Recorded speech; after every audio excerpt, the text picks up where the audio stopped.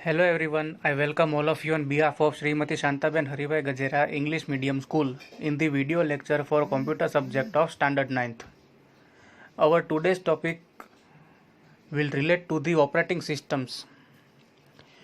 In the previous lectures we have gone through introduction to operating system की definition, operating system की history, फिर operating system की मदद से कैसे लिनक्स सॉफ्टवेयर जो है वो कई सारे computers along with the smartphones tablets के अंदर यूज़ होता है। फिर हमने देखे थे स्मार्टफोन्स, फीचर्स ऑफ स्मार्टफोन्स, फिर हमने Android as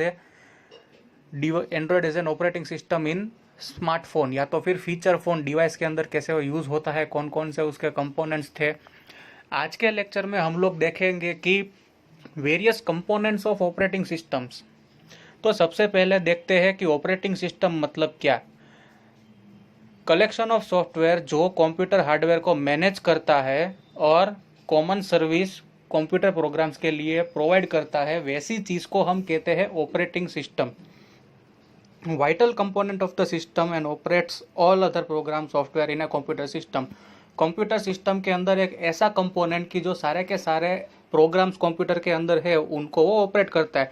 develop for better computer usage and providing better platform for the users to complete their need. User के लिए अपने नीड ऑटोमेटिक मीन्स के अंदर कंप्लीट करने के लिए बेहतर जरिया मतलब ऑपरेटिंग सिस्टम। कंप्यूटर सिस्टम के अंदर हार्डवेयर जो है वो बेसिक कंप्यूटिंग रिसोर्स प्रोवाइड करते हैं।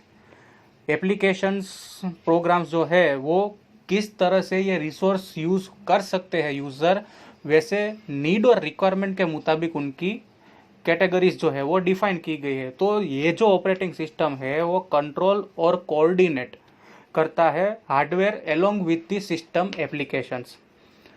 Why we use them.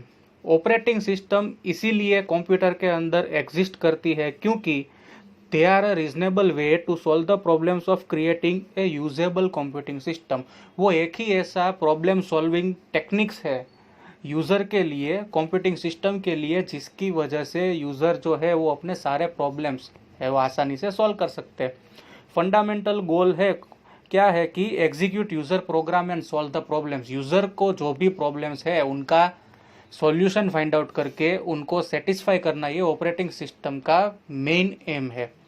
Goals of operating system. Primary goal क्या है ऑपरेटिंग सिस्टम का? कन्वीनियंस फॉर द यूजर मतलब यूजर की फ्लेक्सिबिलिटी, उनको जो चाहिए वो with the help of resources उन्हें प्रोवाइड करना।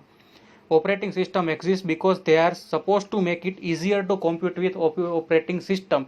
एक्यूरेसी और फास्ट रिजल्ट के लिए ऑपरेटिंग सिस्टम जो है वो यूजर यूज कर सके, इसीलिए ये मेन एम है या तो गोल है ऑपरेटिंग सिस्टम का। सेकेंडरी गोल क्या है? Is efficient operation of computer system मतलब एररलेस वर्किंग जो है वो यूजर को प्रोवाइड करे। ये गोल जो है वो बहुत इंपॉर्टेंट है मल्टी कंप्यूटर सिस्टम्स के लिए। ऑपरेटिंग सिस्टम का रोल क्या है? तो सबसे पहले मैनेजमेंट ऑफ द प्रोसेसर मतलब scheduling the algorithms. Management of random access memory, random access memory का मैनेजमेंट करना। फिर इनपुट और आउटपुट का भी मैनेजमेंट करना मतलब यूजर जो इनपुट देते हैं उस हिसाब से क्या आउटपुट आना चाहिए तो उसका भी मैनेजमेंट है वो करना। Management of execution of application, user जो है वो जो भी एप्लीकेशन यूज करे वो without any error through out conduct हो, उसका भी मैनेजमेंट जो है वो ऑपरेटिंग सिस्टम करता है। मैनेजमेंट ऑफ ऑथोराइजेशन मतलब security related problems user face ना करे और उनको सिक्योरिटी मिले तो वो भी जो है वो उसके अंदर इन्वॉल्व होता है। फिर ऑपरेटिंग सिस्टम के कंपोनेंट्स, तो बेसिकली वो 4 पार्ट्स के अंदर ब्रेक किए गए हैं, जैसे कि कर्नल है, डिवाइस ड्राइवर है, यूजर इंटरफेस है और सिस्टम यूटिलिटीज है।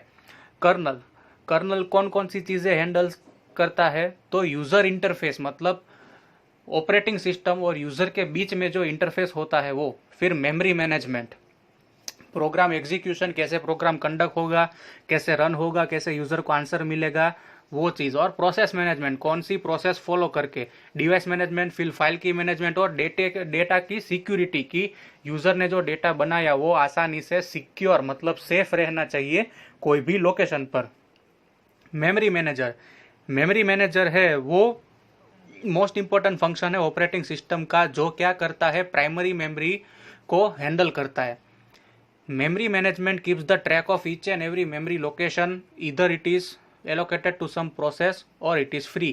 चाहे कोई लोकेशन के अंदर मेमोरी स्टोर हुई हो या तो फिर वो अभी तक खाली हो, ये दोनों चीज़ों में भी ऑपरेटिंग सिस्टम जो है वो उसका मैनेजमेंट, हैंडलिंग और इंस्पेक्शन करता है। वो चेक करता है कि how memory is allocated to the process. फिर आता है यूज़र इंटरफेस।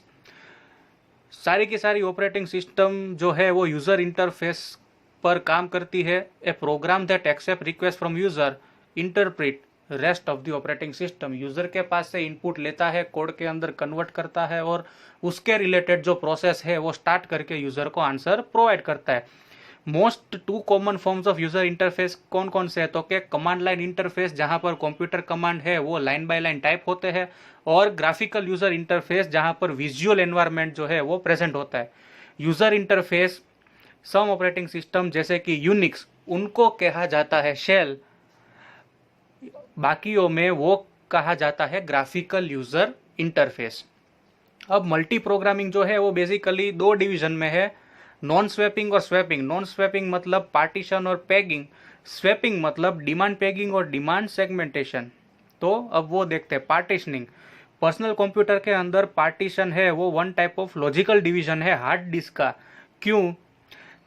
ताकि different operating system on the same hard disk to create the appearance of having separate hard drives for file management, multiple user और other purpose. ये division इसलिए कि कोई भी तरह की फाइल है वो अपने हिसाब से अपने जगह पर सेफ तरीके से वो वहां पर स्टोर रह सके। फिर paging. Paging is one of the memory management scheme by which computer stores and रिट्राइव्स data from secondary storage. Main memory में से जो सेकेंडरी स्टोरेज है वहां पर डेटा रिट्राइव, जो सेव किया हुआ डेटा है वो जब जरूरत पड़े तब वहां से निकाल कर यूज कर सकते हैं। डिमांड पैगिंग जो है वो वर्चुअल मेथड है।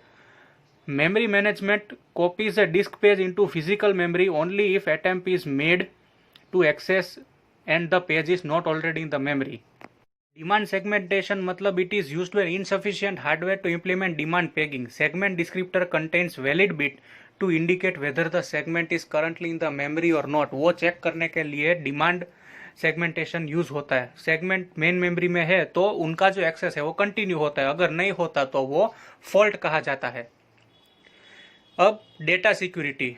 Computer being secure depend on the number of technologies working properly. Computer secure कहां पर से पता चलता है कि अंदर इंस्टॉल की हुई वेरियस टेक्नोलॉजीज और एप्लीकेशंस जो है वो सही तरीके से काम करती हो। मॉडर्न ऑपरेटिंग सिस्टम जो है वो एक्सेस प्रोवाइड करते हैं नंबर ऑफ रिसर्च जो अवेलेबल है सॉफ्टवेयर रनिंग के लिए सिस्टम में, और एक्सटर्नल डिवाइस जैसे कि कर्नल। ऑपरेटिंग सिस्टम जो है वो कैपेबल होना चाहिए डिफ्रेंशिएट करने के लिए between request which should be allowed to process and which should be not. तो मॉडर्न ज़माने में ऑपरेटिंग सिस्टम डिफ्रेंशिएट करना चाहिए कि कौन सी जो एप्लीकेशंस या तो चीज़ यूज़र कर रहे हैं वो अलाउ करनी चाहिए या तो फिर वो नहीं करनी चाहिए। वो परमिशन के हिसाब से सिक्योरिटी है वो मेंटेन रहनी चाहिए। फिर लिनक्स। लिनक्स जो है वो मोस्ट पॉपुलर वर्जन है यूनिक्स ऑपरेटिंग सिस्टम का। ओपन सोर्स है और उसका जो सोर्स कोड है वो भी फ्री में अवेलेबल होता है, फ्री टू यूज़। लिनक्स जो है वो यूनिक्स की कंपेटेबिलिटी को ध्यान में रखकर बनाया गया है। फंक्शनैलिटी लिस्ट जो है वो यूनिक्स के जैसे ही है। लिनक्स ऑपरेटिंग सिस्टम के 3 कंपोनेंट्स है। सबसे पहला kernel, required abstraction to hide low level. Low level के जो हार्डवेयर है वो हाइड करके कर्नल जो है वो रखता है। System utility.